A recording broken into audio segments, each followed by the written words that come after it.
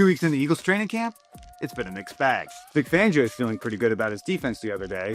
I'll tell you how his group got the upper hand. We obviously got the best of yesterday's practice by a long shot, but that's the way it's been the last 2 years in training camp. The defense has gotten the best of the offense. The Eagles are definitely figuring things out on offense. Even though Sean Mannion's scheme is new, guys are excited. It's a different kind of offense, and I think that it's been a tremendous change for us. But here's the deal. There's still a lot of questions about how Jalen Hurts is going to adapt in a radically different offense. The more we rep it, the more we break it down, the more it slows down, and we've been able to hit some really amazing plays this camp. And then we know we're going to continue to just stack on top of that. Plus, Lane Johnson has missed a bunch of practices. I'll share with you what I know, and we'll get into the importance of the offensive line. Joining me now to take you behind the scenes of the second week of Eagles training camp is my fellow Eagles beat reporter from the Inquirer, Jeff Neiburg. Hey Jeff, thanks for joining me on Uncovering the Birds. I think we have to start with Jalen Hurts again. He's the quarterback, but he's had some struggles. He's had some good days too as well. And I'm kind of interested to hear what you have to say. You just wrote a story about Hurts. He spoke to us yesterday, and he talked about how the offense is calibrating. Was his Jalen Hurtsism word of the day. What'd you make of what he had to say, and versus basically what we've seen out of him and the offense through the first week or so of training camp? Yeah, I'm going to take Jalen's words for now at face value. I'm going to believe what he's saying, that the offense is still being installed slowly. It's important context when we're evaluating what's happening in training camp and what we're watching. Each day is a new theme. Each day has a different install. Each day they're working on something specific. So you can read the stats from WIP on how Jalen Hurts' completion percentage is on a given day, but there's missing context behind everything we're watching sometimes. So the offense is still being put in. We haven't seen a lot of. You wrote this the other day. We haven't seen a lot of tight end throws, and we know that's going to be a thing that happens because this scheme has utilized the tight end a lot. So I think, things are still being installed. There are elements to the offense we haven't seen yet. Yesterday was a big run heavy day, as you wrote.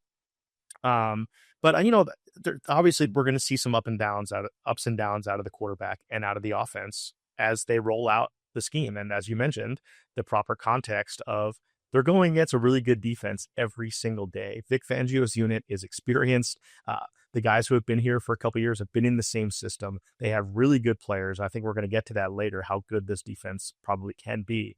But as far as my kind of take on Jalen, I think he's had an okay to solid camp. And I don't know that your expectations should have been like, oh, they're installing this new scheme and Jalen Hurts is going to take it and run. And we're going to see the offense kind of high flying right off the bat at training camp. So I think, it's kind of a boring answer, but I just think he's kind of just been steady. He's made some good plays. He's made some bad plays. I do think that the element of him taking the ball and running it on more designed runs. He had a nice read option run yesterday up the left sideline. We saw in the bubble on Monday when they were inside. He had that nice quarterback draw when they spread the formation out, and he had all kinds of daylight to kind of waltz into the end zone from 10 yards out. All that to say, up and down, but kind of right what I expected him to look like at this point of camp. Yeah, I think it's also important to note that, Devontae Smith has been out the last several practices with a hamstring strain, as is rookie receiver Mekhi Lemon, also with a hamstring, and varying degrees of concern when it comes to either of those. I think they're pretty much just shutting Devontae Smith down at this point. No need to put him in harm's way. Lemon, a little more of a worry there because he needs to get the reps. He had the hamstring injury in the spring, and he hasn't really kind of quite stood out. Hasn't really screamed to me when I've seen him out there. First round draft pick, super early. I don't want to sound the alarms when it comes to Lemon just yet, but certainly the injury isn't a good thing for him.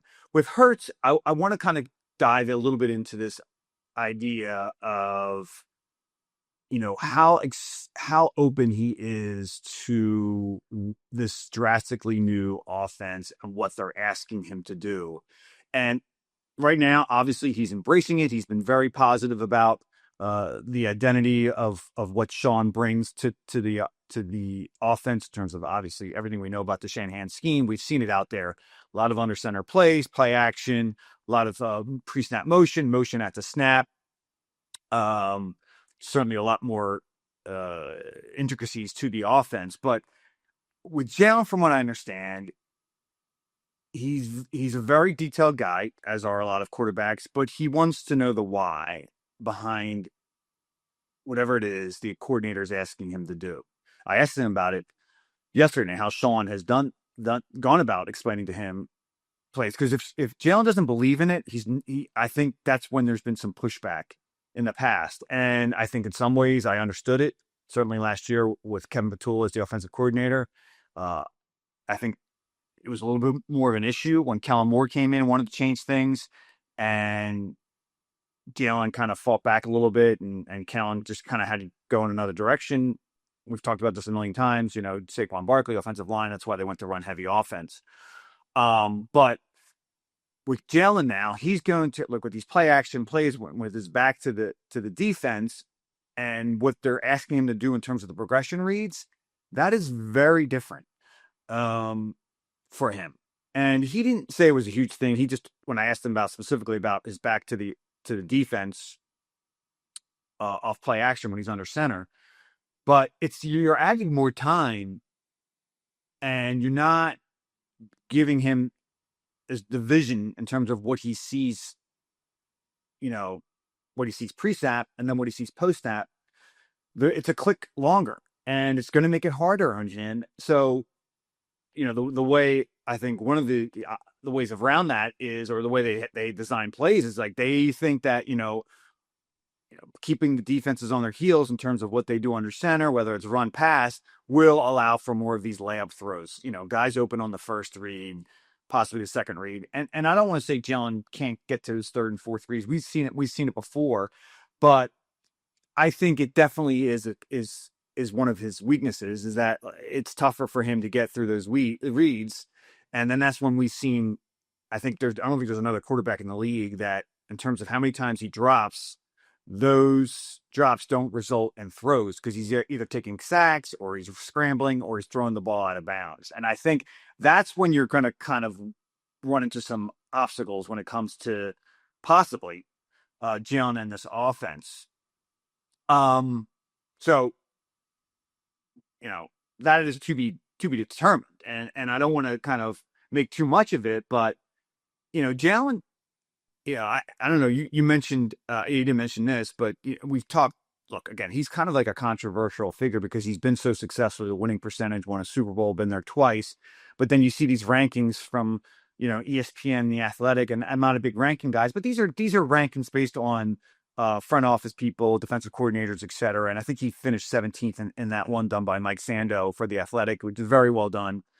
He does it every year. He's done it a long time. But one of the quotes in there from someone that Mike had cited wasn't, I felt, an accurate description of like where Jalen struggles. And that's off.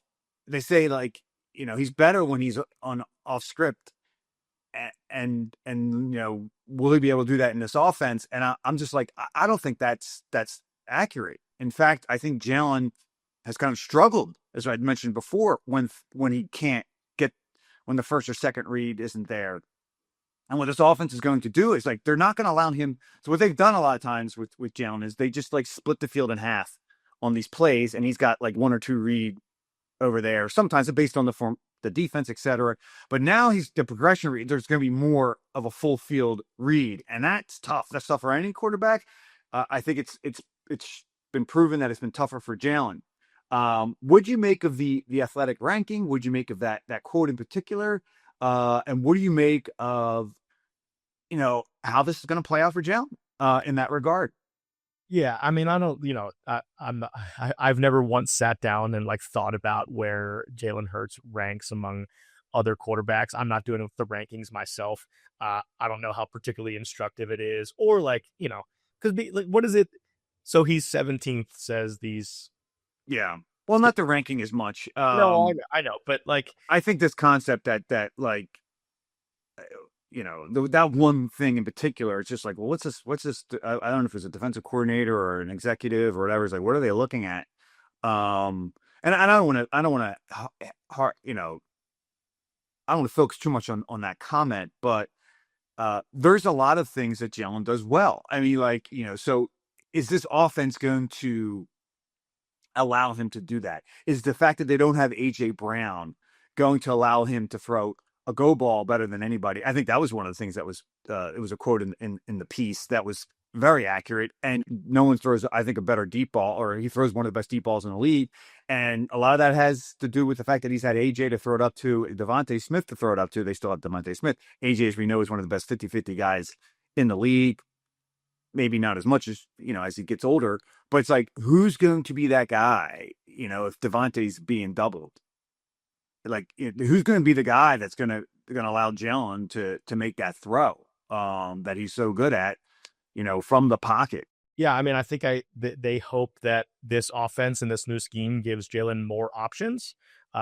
They can pass it to the tight end. They can pass it to the running back. I don't think, the hope is that this offense makes it so that Jalen doesn't have to throw that deep ball that he's been so good at. He's going to have more options over the middle of the field, more shorter throws. They're going to scheme guys open in different ways than they have before. One thing that was interesting to me when you're talking about taking his, you asked him the question yesterday of under center play action and his back being at the line of scrimmage. Obviously that's a big factor, right? For a guy who's, the biggest knock on him probably has been his ability to get through the reads, right? So now we're adding, like you said, that's another tick. I think they might, Sean Mannion, if he was sitting in the room with us right now, might say, well, we're going to make it so that defensive ends and edge rushers have to think a little bit. We're running play action or running read options. Like we're kind of slowing them down at the line of scrimmage. And then by the time Jalen turns around, we've kind of evened out that mathematical difference of, hey, he turned his back for a hot second. Let's, they've kind of mitigated that problem for him. I think that's what the argument would be.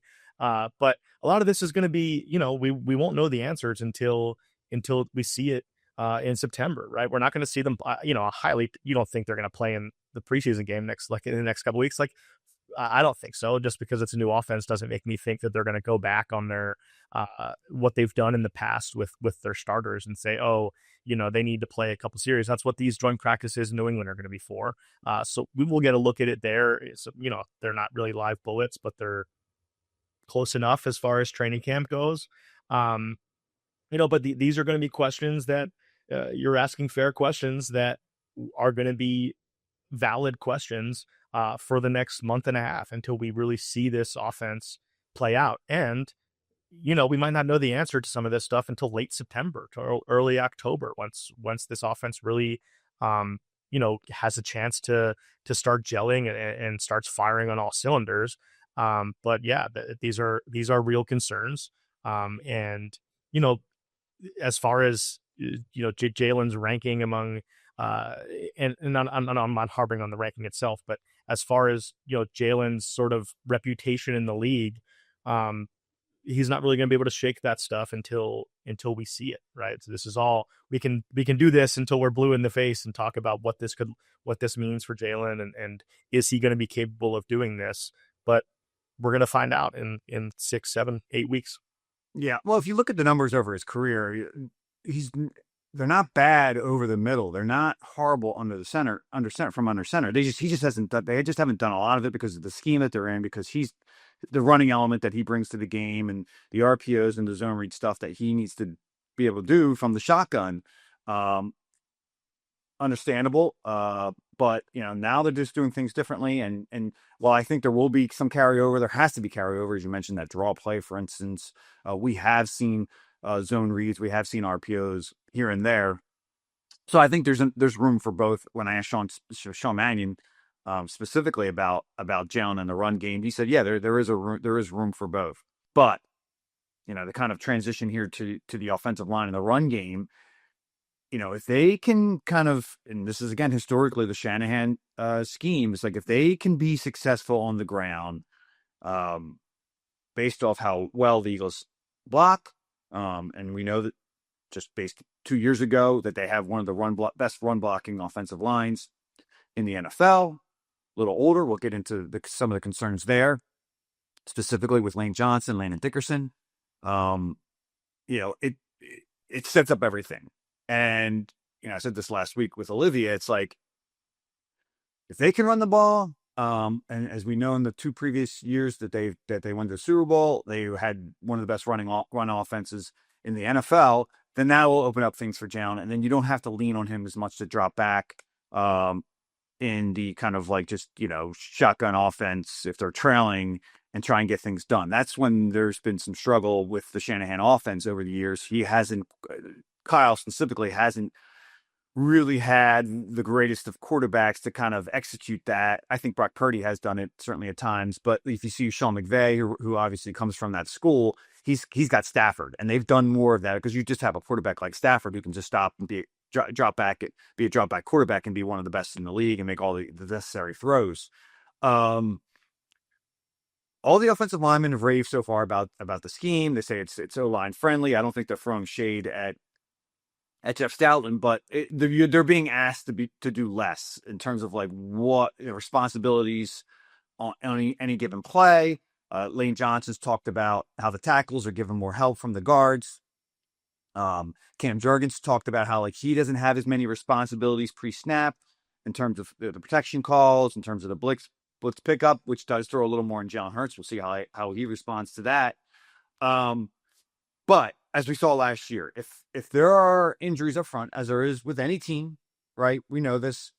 It's going to be tough sledding for Saquon Barkley and Tank Bigsby, and I think both of those guys will look good in camp. But there have been some rough days on the ground. I think there have been good ones as well, as you mentioned. Real quick about Lane Johnson, I should mention he's missed the last 4 practices. He's been excused for a non-injury related reason.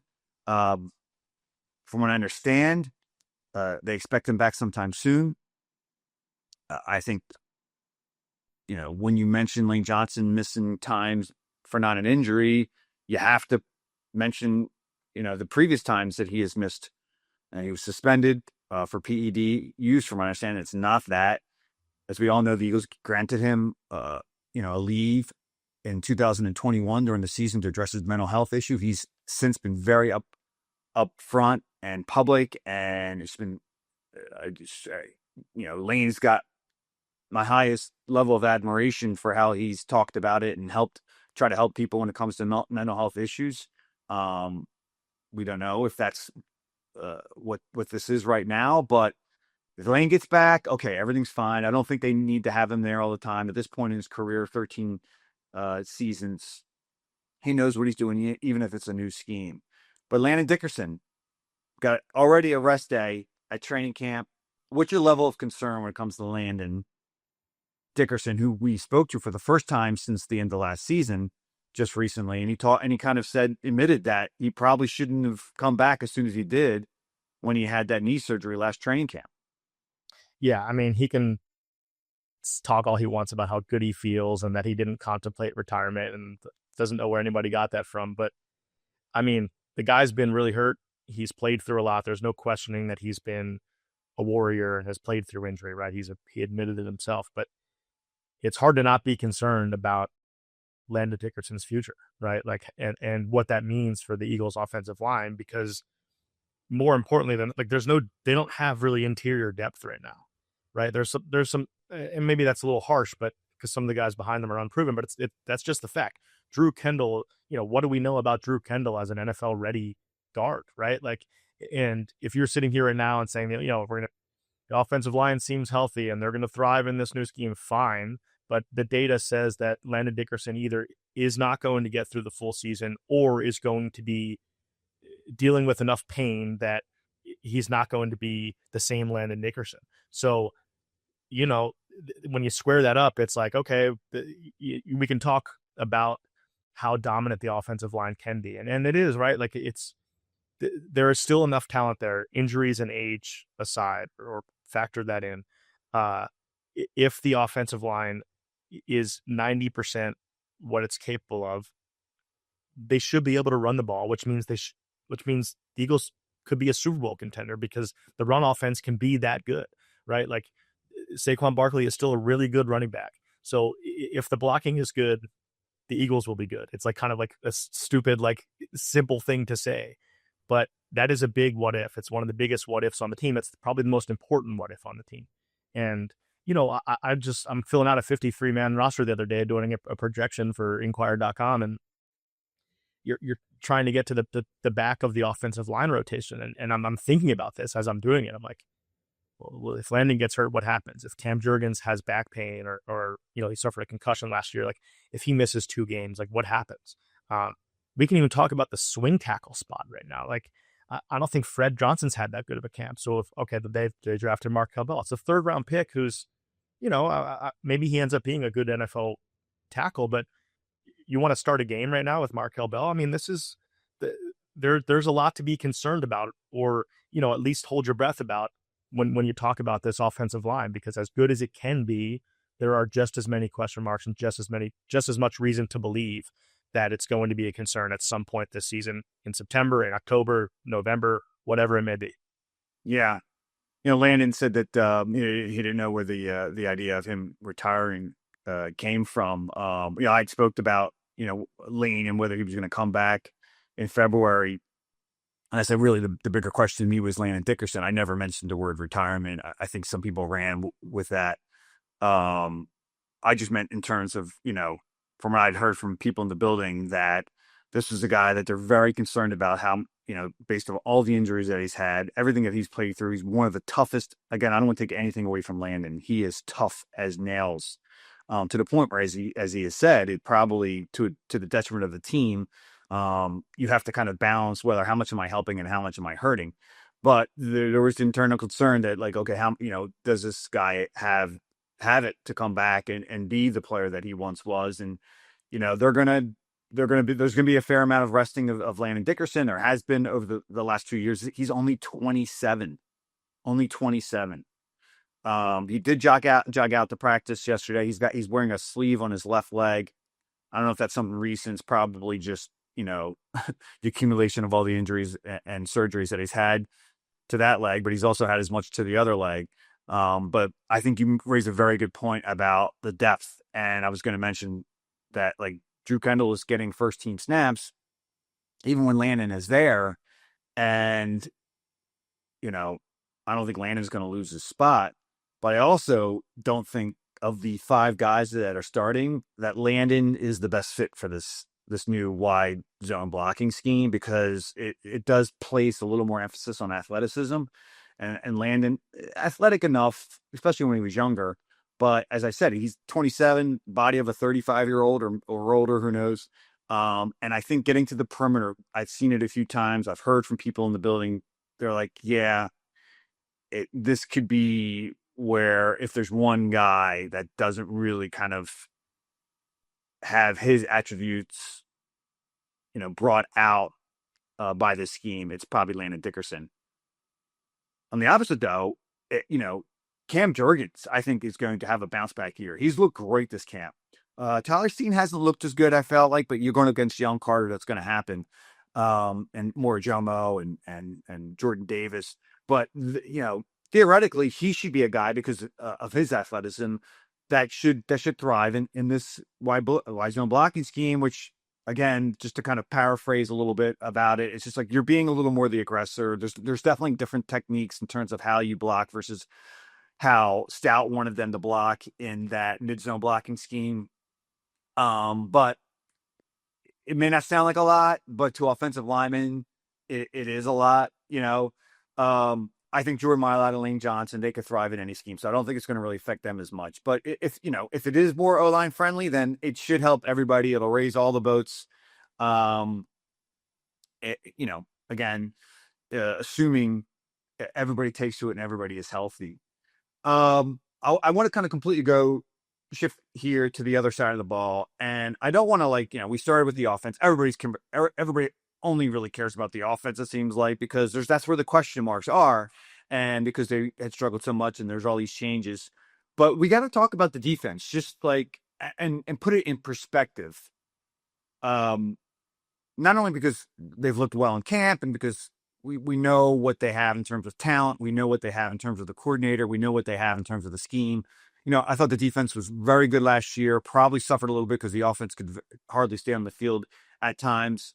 There were a few areas that probably needed to be a little better. I think specifically maybe the pass rush from the edges. I think it's fair to say, where does this defense potentially rank among the units that the Eagles have had over the last handful of years and maybe even beyond that? Yeah, I mean, I don't think it's like that crazy. And I think you could make a pretty strong argument this one could be up there with one of the best they've ever had in recent years.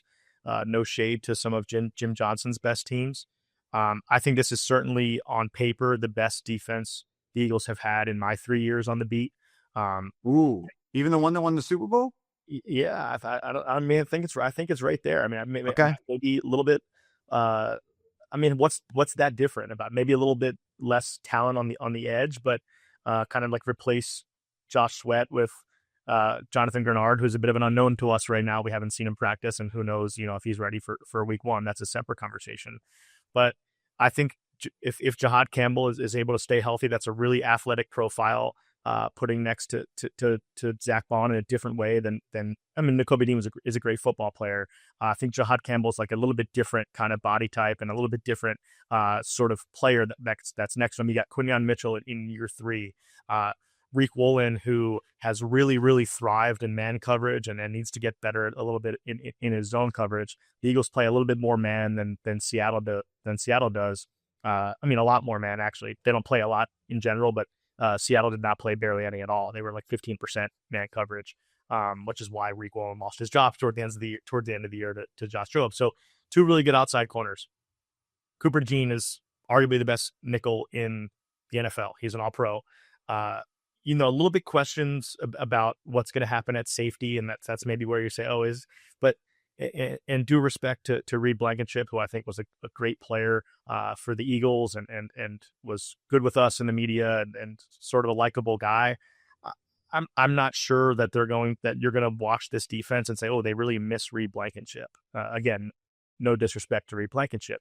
I think Drew Makuba and Marcus Epps, if that's the pair, is a usable safety duo, if that's not a disrespectful way to say that. And I think you've talked about this in the past and written about it in the past. I mean, Fangio's scheme is kind of safety friendly in that they're not being really asked to do too much. You fit the run game and you're fine, right? Just do not lose your assignment in the run game, and you can kind of survive in this scheme, especially given the coverage corners that the Eagles have.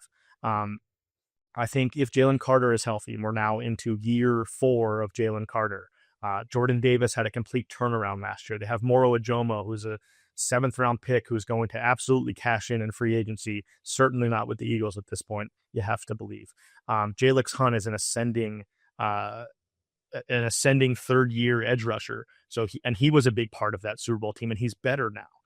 So I think this is like, and all of these players that I'm mentioning are now in year 2 or 3 year 2 or 3 of playing in Vic Fangio's system. I mean, it should be like some of the easiest football they've ever played in their lives in terms of the scheme, in terms of how they're being asked to play. I do think this defense is better than the 2024 defense on paper.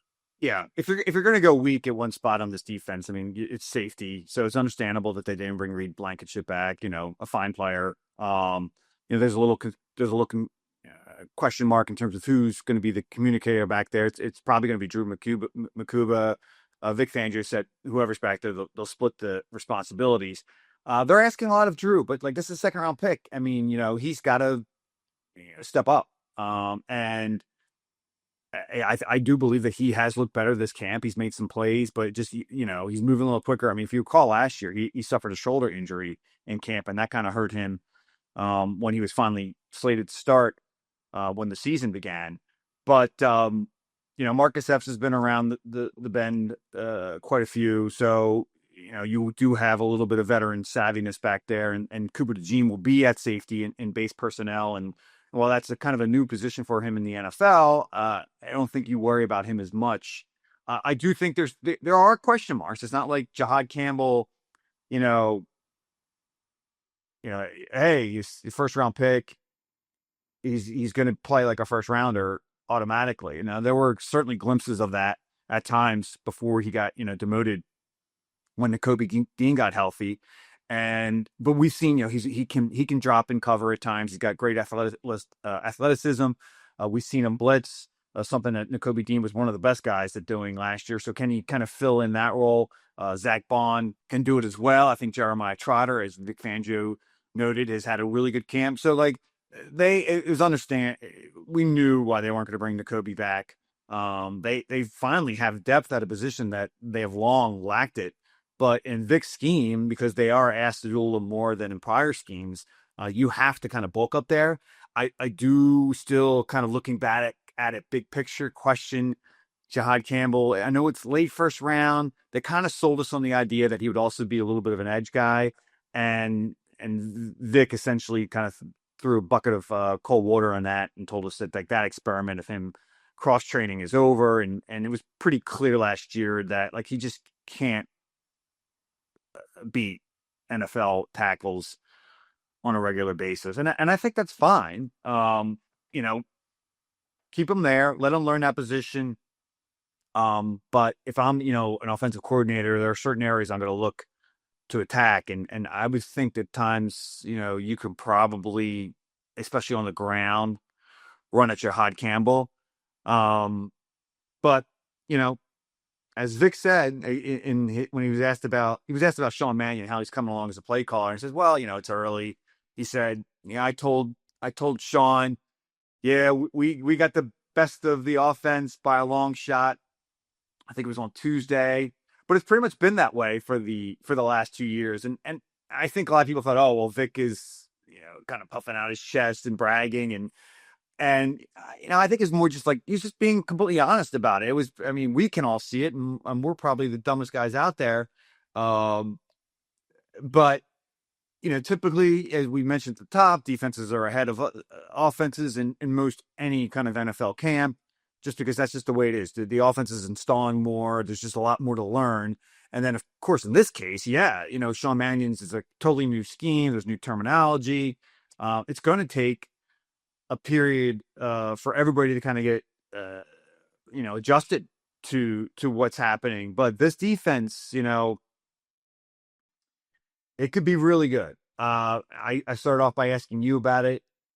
I don't know if it could be as good as that one in just 2 years ago, because I feel like that one, the offense had to perform at a certain level in the postseason. It was very good in the NFC Championship. But did they rode the defense more through that postseason, certainly at times in the regular season, a little more than they did the offense? And the defense won the Super Bowl. I'll stand on that. And guys like Josh Sweat and Jalen Carter up front, Milton Williams, two of those three guys are no longer here. Those guys, I think, were the MVPs of that Super Bowl. But this idea that oh my God, if the offense isn't better than it was last year, which I think it needs to be, but if it isn't as explosive as they want it to be, can they get far? Can they win a Super Bowl? And I'm totally with the philosophy that you need to have a stronger offense probably than you do a defense to win a Super Bowl, because just the way the NFL has shifted to, favoring offenses, favoring quarterbacks, favoring the passing game. But we've seen it at times. The odds aren't as good, but you can win behind a dominant defense. And the Eagles did 2 years ago.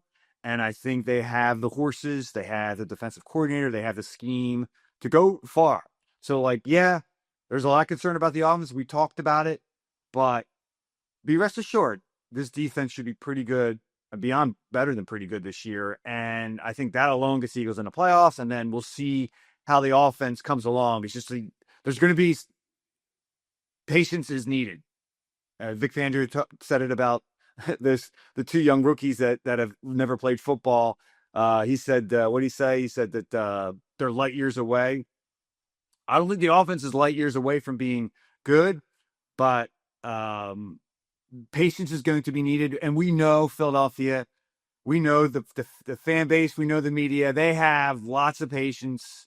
No one's going to panic if Jalen Hurts and the offense is struggling by week 4.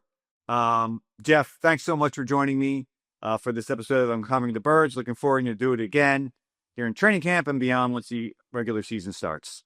Thanks for having me, Jeff. Talk soon. All right, it's time for the Eagles mailbag here on Uncovering the Birds. Please remember to hit me up on social media if you have any questions about the Eagles at Jeff_McLane. Our first question comes from Sports Night with Mike from Instagram. His question: how confident are you about new offensive line coach Chris Cooper? Well, Sports Night with Mike, I think I have to go with what the offensive lineman has said so far, right? If I'm going to look at Chris Cooper, and they've been very positive about him. In fact, Lane Johnson, Jordan Mailata, and others have said that this scheme is O-line friendly. I think that's a little more obviously about Sean Mannion and the scheme, but it certainly reflects upon Chris Cooper and how he's going about teaching them this new blocking scheme, which is technically maybe to the common man not that different, but I think to offensive linemen it is very different. The wide zone blocking scheme versus the mid zone blocking scheme that they essentially used for all the years, every offensive lineman, at least all the starters, since they've been in the NFL with Jeff Stoutland. And I think, it's tough for Cooper. This will be tough for him in the fact that he's replacing a legend, a guy who's won 2 Super Bowls. He, on his resume, he probably has 3 guys that have played for him that are end up in the Hall of Fame: Jason Peters, Lane Johnson, and Jason Kelsey. And Stout was a huge figure in the building, not only just because of what he did with the offensive lineman, but also what he did with the run scheme. And so not only are you replacing him as the offensive line coach, you're replacing him as the run game coordinator. Now, that is not going to be Chris Cooper's responsibility. That is going to be Ryan Nahaffey, the tight end coach, his responsibility technically, although I think it's really going to be Sean Mannion, who's kind of authoring the run game. But Cooper is a guy that played in this scheme as a guard himself many years with the Denver Broncos. He's coached it at a couple spots. Yes, there are concerns when, why wasn't he brought back by the Vikings? Why weren't those run offenses as dominant as other previous ones in the Shanahan scheme have been? He's a relatively young guy compared to Stoutland. So I think in some respects that'll help him because the players will be able to maybe relate to him a little more, but in some ways, maybe not because of the experience and because of how he's viewed in that meeting room. But he's an engaged guy, just like Stout was when you watch him at practice. I think that in terms of the confidence, as long as, Sean Mannion can implement an offensive scheme that everybody is on board with and they can execute, then I don't think it's going to hurt or reflect or, mean as much in terms of Cooper. But, really, to answer you, it's to be determined. Our next question comes from Pinto Sykes on X, and it's about the backup quarterback situation.